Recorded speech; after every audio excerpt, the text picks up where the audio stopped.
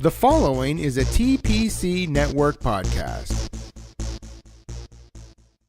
Hey, Pepin. Yo, you're not Meader. No, I'm not. But you're not Pepin. Okay, good point. Anyway, I was thinking, best episodes of ever. Of ever? What do you mean by that? Like, the top 15. Like, the top 15 best episodes? No, like the top 15 parts of the first 15 episodes. Okay, what about it? I got a list. Checking it twice. Gonna find out who's dank or who's nice. Not Meader. We need to talk.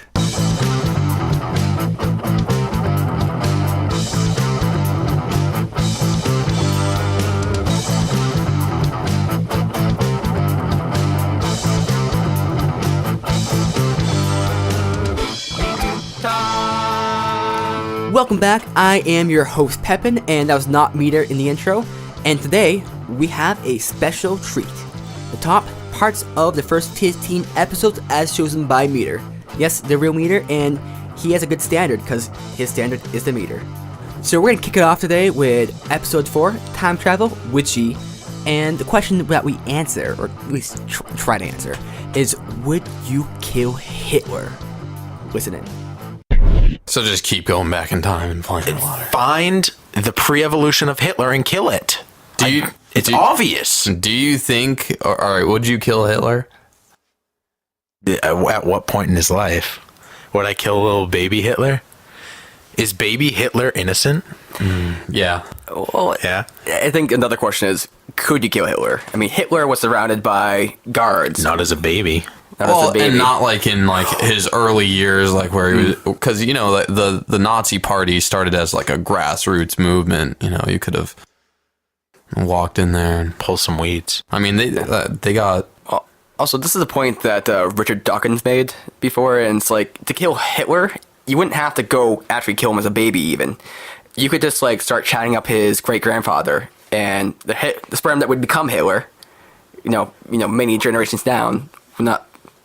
Oh, that's true. Yeah, you could go after someone an easier target, like his granddad. You're gonna chat up his granddad and make him waste the Hitler sperm on something on you? It's not even the Hitler sperm; it's the sperm that would become the death. Chat up was a euphemism for kill his granddad. Better question: would you fuck Hitler's grandfather to prevent the Hitler sperm from reaching Hitler's grandmother? Okay, I would not fuck him. I would give him a blowjob. G? I mean, I don't know. You gotta fuck him. He's not into blowjobs. Okay, do you have to fuck him, or is he fucking me? You gotta make the sperm come out. I would need the Hitler sperm needs to be ejaculated. I would need a peace of mind that there wouldn't be like an equivalent tragedy, a second Hitler sperm, or no, just like an equivalent to Hitler that steps in anyways, and could do far worse. You don't, or Stalin rushes in and takes over Germany and does the same thing. Okay, so I can guarantee you absolutely that won't happen. Would you take it in the ass to prevent Hitler from coming? Like, you can guarantee me that, like, even, like, of all the people that are supposedly saved, none of them turn out to be bad eggs, and a generation of them down the line becomes a genocider. Yeah, for 40 years. I can guarantee you 40 years, nothing will go out with a shit. But you can't guarantee me 41 years. The Holocaust will not happen. You can prevent that. Ever. By taking a dick in the ass. Ever. If I can prevent, like, you will prevent all Holocausts from ever happening. I mean, you have to be like you have to be immoral to not take a dick in the ass to prevent all genocide in human history. You're guilt fucking. Take one. We're guilting you into getting ass raped. I would do it. It's for the good of humanity. But would you like it? Let's say you had to like it. I mean, that sort of moral peace of mind is what would carry me through. The whole time you'd be like, okay, there's not going to be a Holocaust. This is worth it. Oftentimes on We Need to Talk, we don't ask questions that need to be asked, but rather, we ask questions that need to be questioned. And you know who questions everything? House MD. So much so that we had 2 episodes on him. And Meader actually had 3 favorite parts from just one episode. Episode 7, called House. Here's the first. So we've all seen House. Yep. This episode's going to contain spoilers. House dies. Everybody get over it. Okay, going forward. He didn't even die in his own house.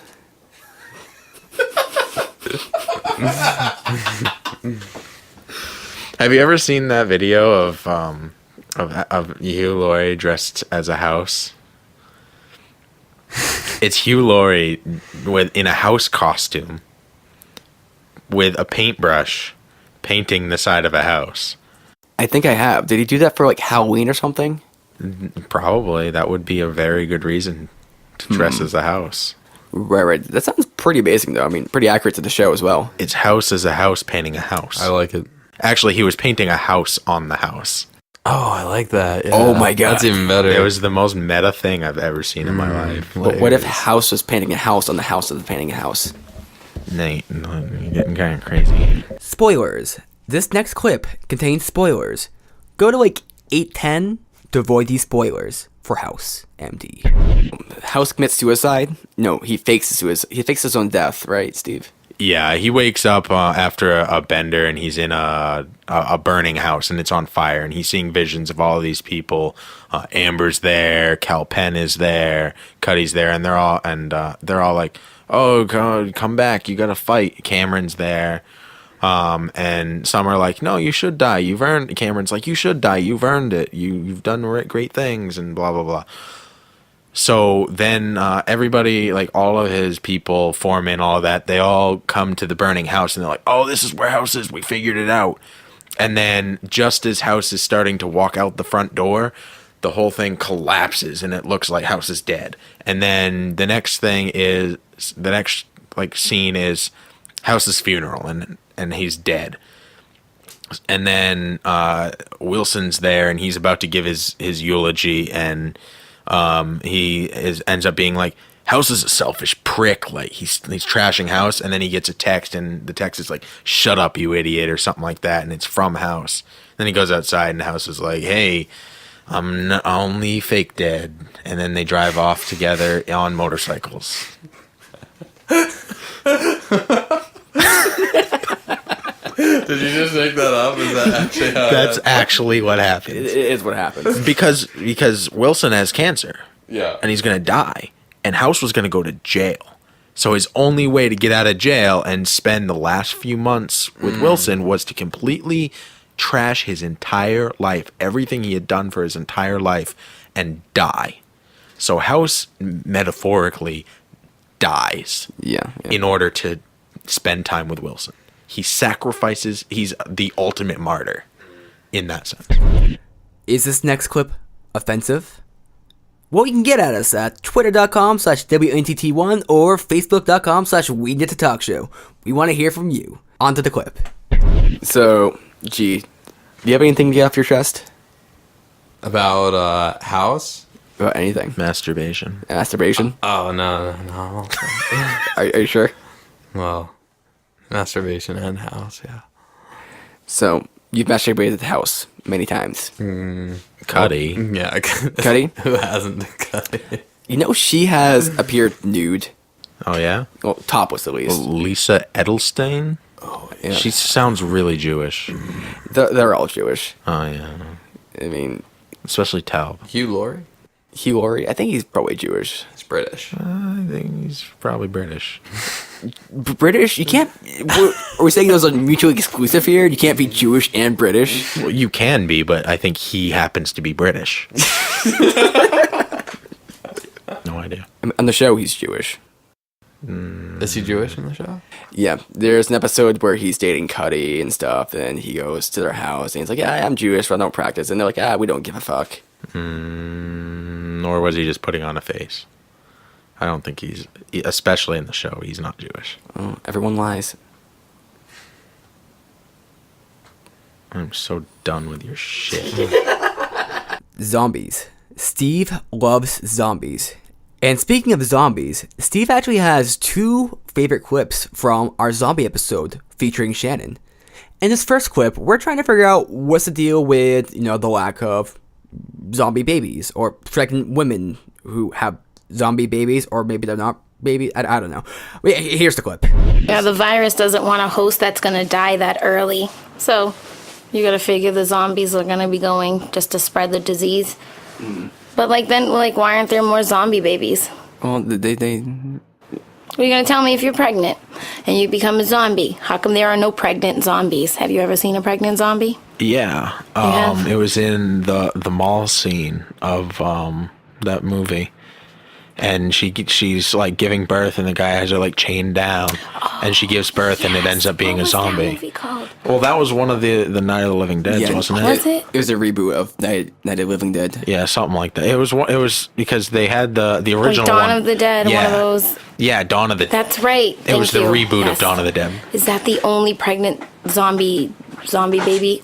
Other than that show Z Nation, they have that weird blue zombie baby. Well, why would the mother need to give birth at any point? And on top of that, if a newborn is being born or falling out or whatever, it's not going very far. It's wherever it lands is where it ends. So that's probably the biggest reason why you don't ever see one, is because there's never an opportunity for there to be one. Unless the zombies attacked like a Planned Parenthood or something. Protester zombies. That could be a really good script idea. That's like B movie right there. Nice. Protester zombies. Night of the Living Abortions. Yes. Wow. I think that's going to be a working title. Night of the Living Abortions. So, Glitter. are you love like it. doing the opening scene cinematic in your Yes, head? you could see me. Is this like a glitter explosion, or is it like tinkling down? It's like a or- glitter, it's like quiet. Nobody sees my glitter coming. It's a secret glitter. And then all of a sudden it's like, it's glitter. Night of the Living Abortions, subtitle glitter. And the opening movie will be like Sharknado 3. We'll draw the crowd in. We'll charge $1. So you're going to use the Sharknado 3 opening and then hit them with zombie abortions. Yes. So are the zombies getting abortions? I think they're giving the abortions, actually, So- because they're very passionate zombies. The zombies are the ones giving the abortions. Yes, they have little lab coats and stuff, and they carry Tide swabs so you can't see the rotting blood flesh come through their lab coats. So they trick you. I think we should definitely avoid the logistics around how a zombie is going to give an abortion. I don't know. I think people should be prepared. Friends, family, and posse. Who would your posse be in a zombie apocalypse? Shannon answers this question.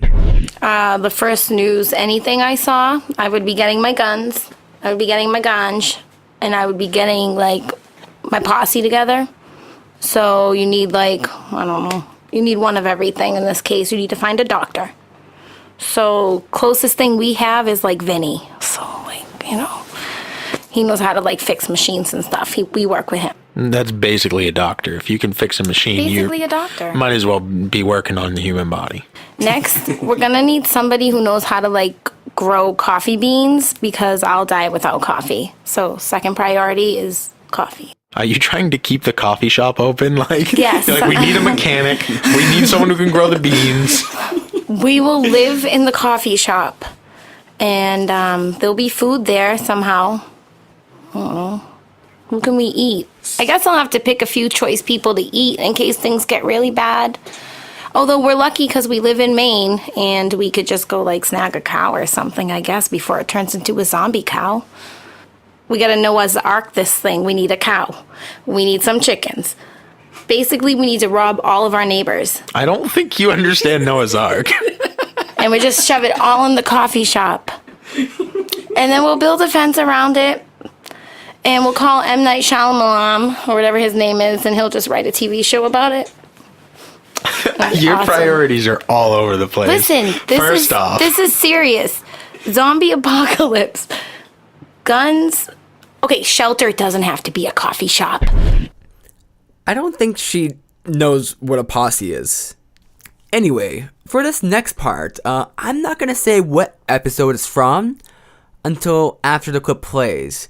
And let's see if you can figure out what episode, what it's talking about, and so on and so forth as you go. It'll become obvious at some point, but just let it play. Didn't at one point he come down and rape a woman as a duck? A swan? Absolutely. He came down and, he definitely did. He came down as a swan and raped a woman. He's also come down as a eagle. He's transformed into a bull. Yeah. So do you think a story like that happens where like a woman is just walking along and all of a sudden she gets raped by a swan, and then she's like, "It was Zeus, I swear."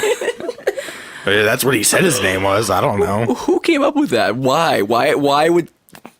The same people who came up with the Virgin Mary. It's just an excuse for something completely fucked up that happened. And that's funny you say that, because that's what a lot of people attributed it to. It was, oh, this woman had sex with someone else that she shouldn't have.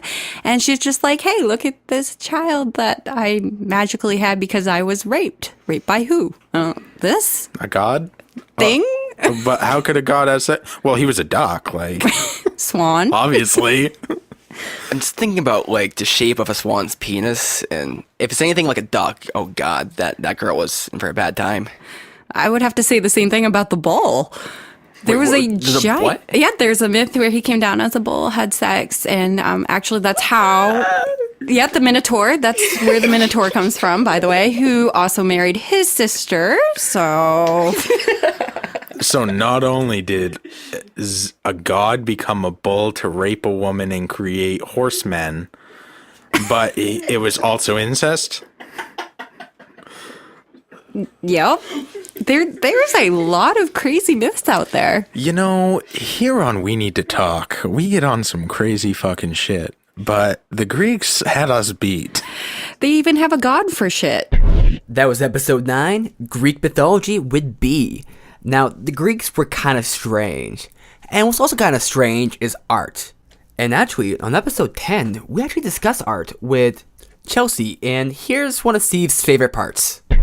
So, something you were talking about earlier, Chelsea, is how the school you're going to a fancy art school soon. It has vaginas and penises everywhere. Yeah. What is with that? I'm not entirely sure. I have heard tell about so it's called the Maine College of Art, or Mecca for short, and it's in Portland, Maine, and it's a very progressive city in general. And something I was telling you earlier was around the city of Portland, they have this graffiti artist, or I guess street artist, and he or she goes around and paints pictures of vaginas everywhere with the word clit. Right now, just so you all know, she's making a hand vagina. I just thought that was really relevant. Can you fuck a hand vagina? Yes. So, how... I'm done. Okay, go ahead. That was the end of my point. Greek myths quite a bit. We did 2 episodes on it, and in episode 12, Steve had 2 favorite parts out of it. In this first part, Steve tells a story. Listen in. One that I like quite a bit that I think would be kind of cool to talk about is the story of Achilles. And I don't know the story very well, so I'm going to tell an awful version, and then you guys are going to correct me. So the story that I know is that a guy is going to be protected, so he's dipped in a fountain of protection juice, and they're holding him by his ankle, and the bit of his ankle that they're holding him by can't be doused in juices. Why the fuck are you laughing? Protection juice? I don't know what it's called. I don't know the technical term for invincibility liquids. But the part that he's...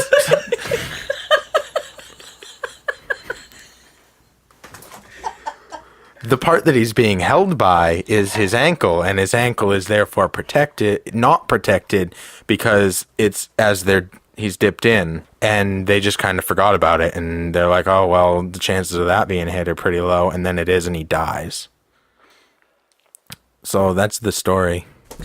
Isn't it really weird that the audio quality has gotten so much better since not doing the podcast in a basement? That's crazy. Basements are not good. Bad basement, bad.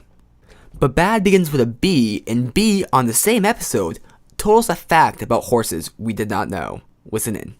We talked about Poseidon? Not really. You brought him up as saying he was like Zeus's brother or something. He took to sea. Yeah, god of the sea. So, middle child, and his gift to humans was horses. How that ties in with water, other than Seahorses. fantastic. And horses can always find water. Did you know that? Horses can always find water. I imagine most any animal can find water when they're thirsty. I didn't mean just thirsty, but they'll always go to water. Just anytime. Anytime. They're like, hey, let's go to the watering hole. Just talk.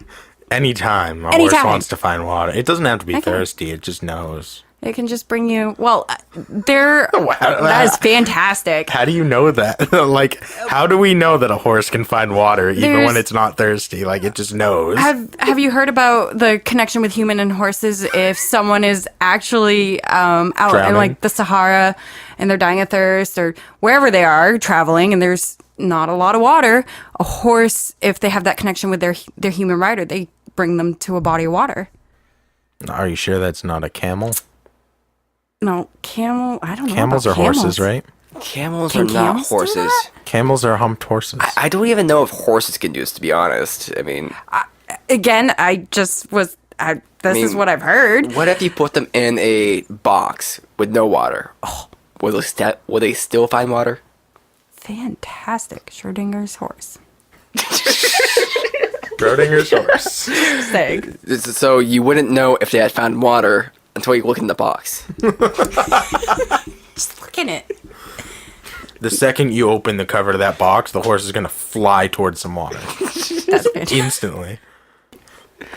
This is on topic right now. This is great. This is primo. Horses are like ponies, and that ponies are a kind of horse. And ponies are actually featured in one of Steve's favorite episodes. And here's actually a part, and it features our good friend Jen. Listen in. They're fucking tampons. Let's be real here. Okay? Like, I go buy condoms for yo dick. Why can't you buy me tampons for my vagina? Anyway, so told him to go buy tampons. He freaks out. He freaks out. Like, above average, loses his shit about menses, okay? And I was like, I don't know why you're being such a child. It's a period right now. Like, your mother probably wanted her period, but she ended up with you. How tragic. Ta-da. Freaked out about menses. So yeah, after that, tells me to come back. We break up, go away for a while. He says, come back in 8 hours, get your shit. When I come back, all of my ponies are decapitated, and there's bleach in our fish tank. That's really screwed up. Who does that? Off the fucking rocker, this kid. Somebody who's as unstable as you.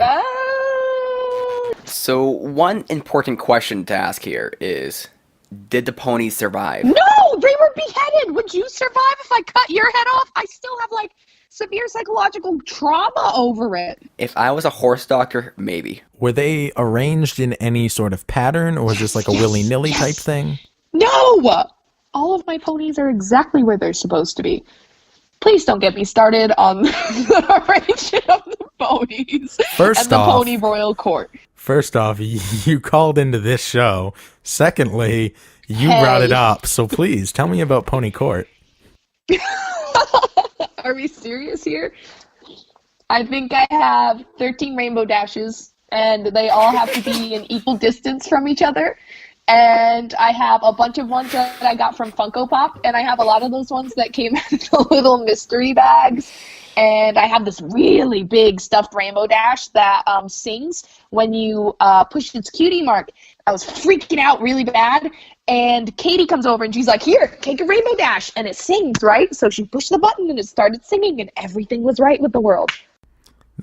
That is fucking crazy, Jen.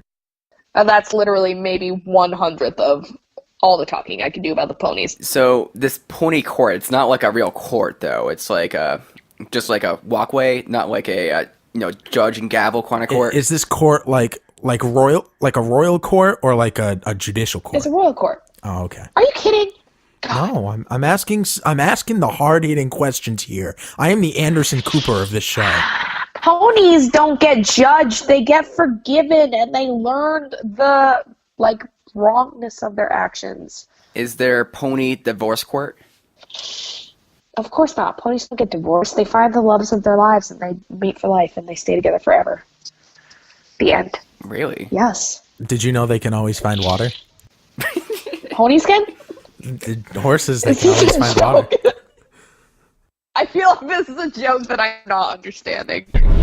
Dreams impact us all, which is why we sat down with Chelsea to discuss dreams in episode 15. Here's one of Steve's favorite parts, and it's good. This is my theory about dreams. Yeah. You know, to get a little personal here. I think dreams, you can say, are meaningless to some degree, so it's how you interpret it in a way. But it's also kind of your brain's kind of just kind of giving its own shit. It's like you know, how you can tell a lot about the body by, you know, the contents of your poop.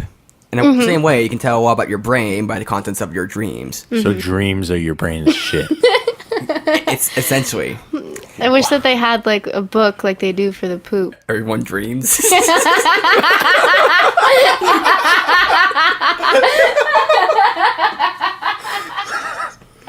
Oh, that was the best joke ever on this podcast. It's all downhill from here for me. Haven't topped it. Nope. Speaking of topping, we had a conversation about dating stories. No, virginity stories, even better. Episode 6, and that is one of our most popular episodes, and for many reasons. I mean, my story is pretty bad. Steve's story is pretty bad. Matt's story is pretty bad. We all have bad stories. Matt Drew, check him out. But yeah. There's 3 parts because this episode is so good. If you haven't listened to this episode, just listen to it. Episode 6 is one of our best episodes. Check it out. Steve, do you remember how I used to lock my door? Vaguely, yes. Matt, do you want to know? I feel like it's something involving your dick. Do you lock your door with your dick? Oh, you mean what method you use? Yeah, I thought you meant, remember how in the past I did this thing? Not remember the method that I used to lock my door? Remember, I used to lock my door. With my peen. I used a cinder block. What?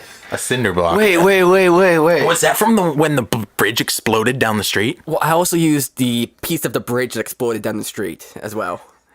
There's so much backstory I feel like I should ask about, but I'm like, nope, let's just keep going. I remember when that happened, and I lived down the road from you, right on down in the yellow house, and we played like cops and robbers in a broken down bridge that was like it was like completely not safe for young children to be playing there.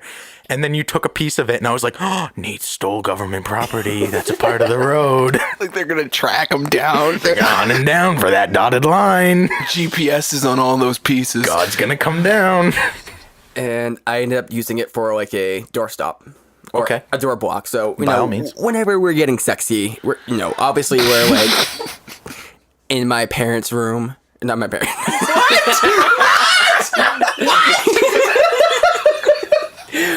My parents' house. I'm bringing this piece of this old bridge into my parents' room, getting sexy. Hey, Mom, Dad, I'm going into your room with the cinder block and safe. Don't knock. I'm bringing the cinder block in the safe. Oh, and my girlfriend. Okay, my room, the parents' house.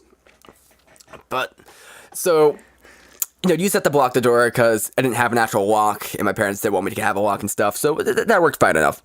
So, block the door and everything, and... Holy fuck, we've been talking about blocking the door for 5 minutes. Get to the pushing. Okay. Wait, at one point, weren't you guys doing the normal stuff? And now... Oh, yeah. So wait, okay, so all of this is because your parents wouldn't let you have a lock.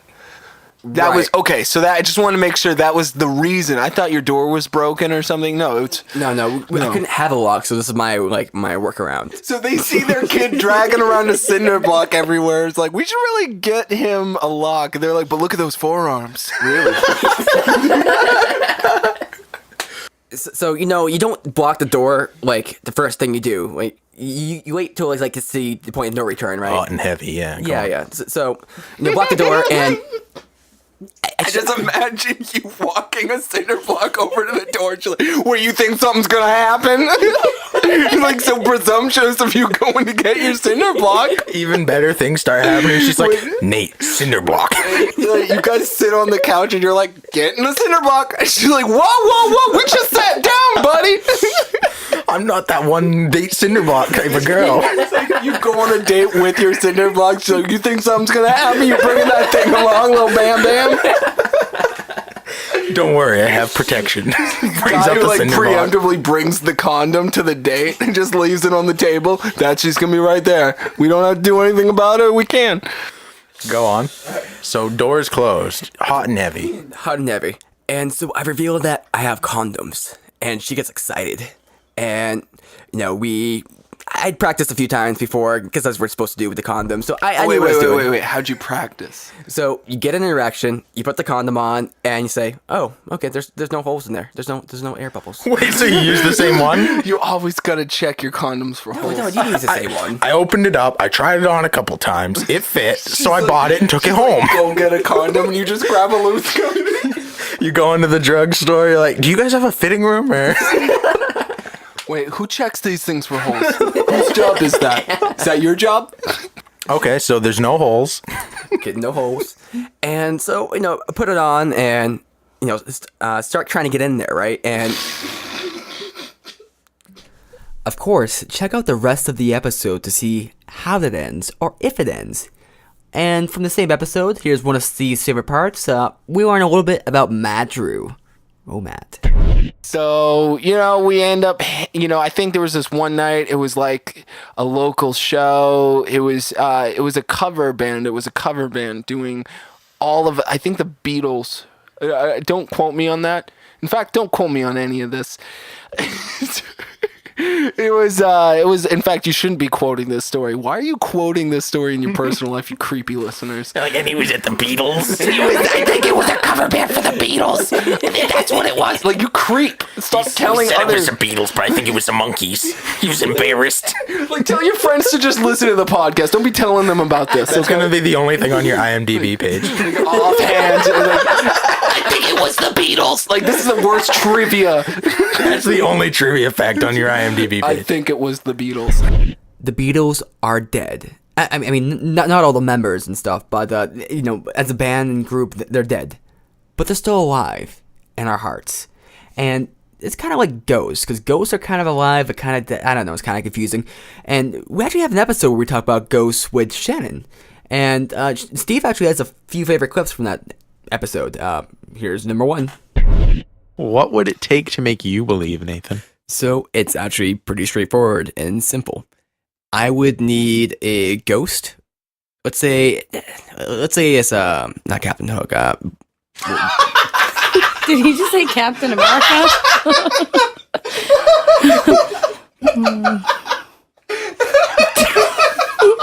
Predicting sequels, I see. I would need a ghost. Ghost of Captain America. Not Captain Hook.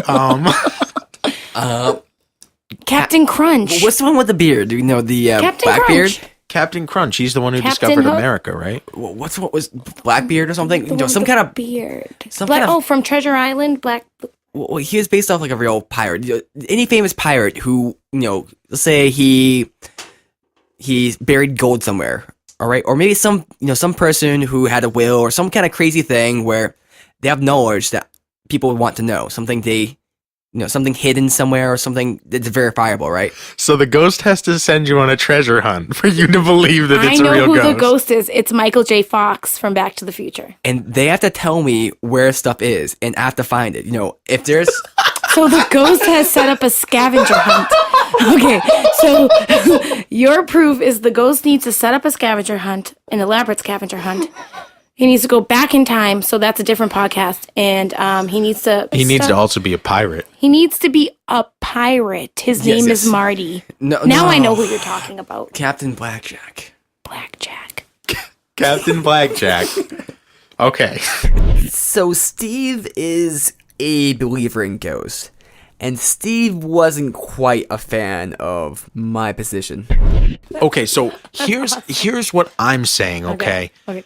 people are going to call me crazy because I believe in ghosts.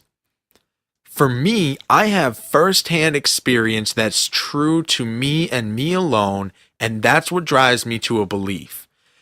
Nathan wants a pirate ghost to give him a treasure map to buried treasure that involves a scavenger hunt in order for it to prove that to him that ghosts are real, and I'm the crazy one? Well, I mean, You have very high standards. I wouldn't call you crazy, Ghost but standards. I would say you're misguided or your memory is faulty, and it's like all of our memories. That's why I don't believe in ghosts. I could have an experience where, I think I see a ghost or something, and unless it was like a crazy pirate scavenger hunt, I wouldn't believe it. In this last and final segment, we have the concession of my position about ghosts and Steve's favorite outro ever.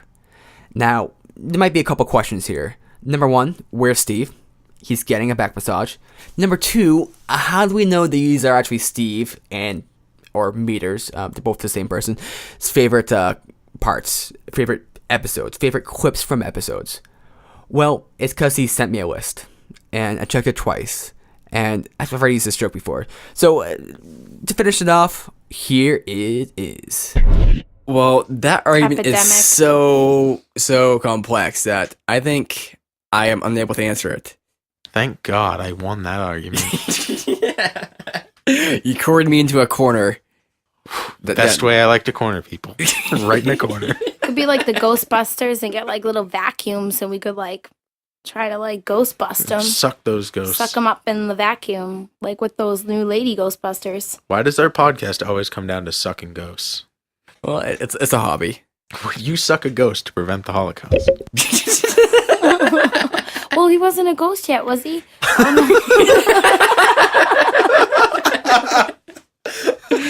Standards, It's gonna be a hot ghost. It's gonna be a hot ghost. Now, somewhat unrelated, but me and Steve were actually writing a little screenplay or something. It's a script for something. Oh, yeah. It was no called idea what you're talking about. The Ghost That Never Came. Yes. So I was actually started writing this, but I got bored. But so the basic idea is, let's imagine you're moving into a house, right? And this is like a house that your aunt used to own, right? And you come in and you start hearing these moans, and you're like, oh my God, is that a ghost? And you're like, shit, what is this? What is this? And then, one day you decide to check it out with your friend. And then you go down to the basement and you see a ghost down there. And he's trying to jack himself off, right? But he can't get off. He's just moaning. And he's the ghost that never came because his aunt, not his aunt, well, your aunt, his wife, he's actually your uncle with the ghost. So he's trying to jack off, right? But his wife murdered him. And he's stuck in that kind of state of not being able to come, but right on edging, right? So he can't actually finish, but he's right at the edge. And he's just stuck in this until he can get off. But he can't get off himself because his hands just go through his dick. So what he does is he requests you to help him out with this. You need to finish him off. You need to release him into the other world. Would you jerk off your uncle's ghost to release him to the other world? Oh man! Wow. Okay. Well, I don't remember him being the uncle. Nate kind of threw that in there, but Nate kind of threw that in there. I guess that's is he my uncle from like a previous marriage, by blood? Are we like what? Not by blood. He's your uncle-in-law. He's my uncle-in-law. Well, I threw it in there because you inherited the house from your aunt, and then Is it my aunt? Like, did she buy me anything good for my birthday? Are we like close? Because she's in jail. She murdered your uncle. In-law. Well, this is like your great aunt, so you don't really know her. But you liked him. I guess calling the term stiff is very relaxed in this situation because he's not. He is a stiff in many a way. I guess But you can help him out. I'm feeling good deed like. Yeah, whack him off. Sure, yeah, sure. To whack him off. Send him off with like a good. That's a good person right there. The ultimate release. Now, plot twist. He takes off his little sheet. He's just a regular guy. I just got Scooby Dooed. No, you got Scooby Good. I got Scooby Good. I got Scooby Jizz. I'm done. Okay. No, I'm done.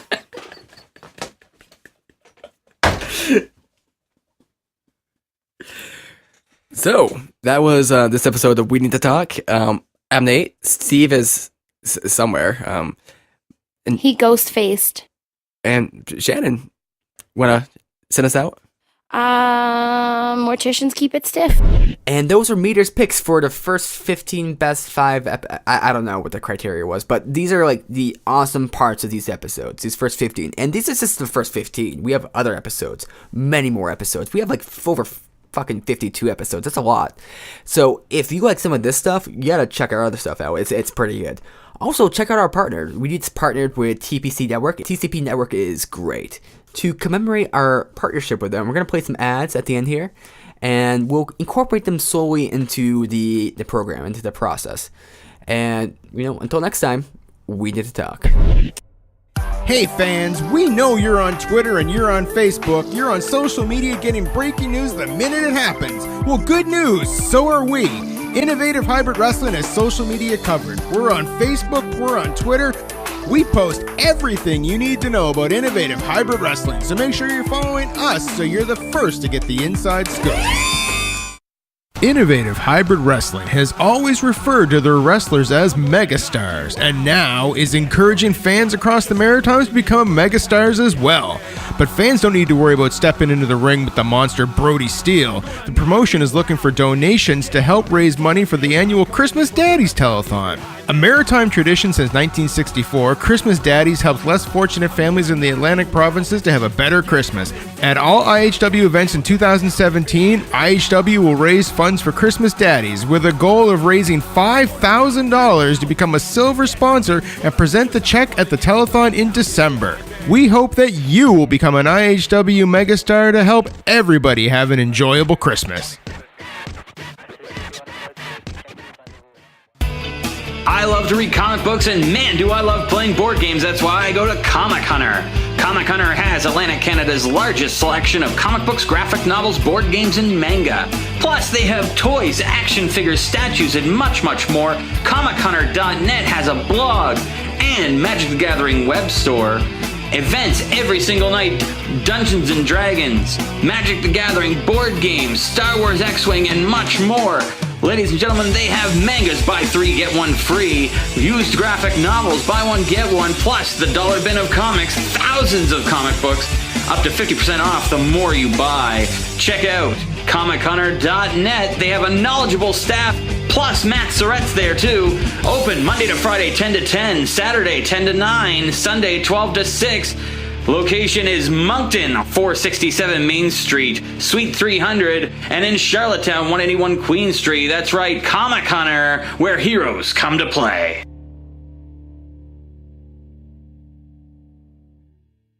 This has been a TPC Network podcast. For more shows like this, go to tpcnetwork.com/podcasts.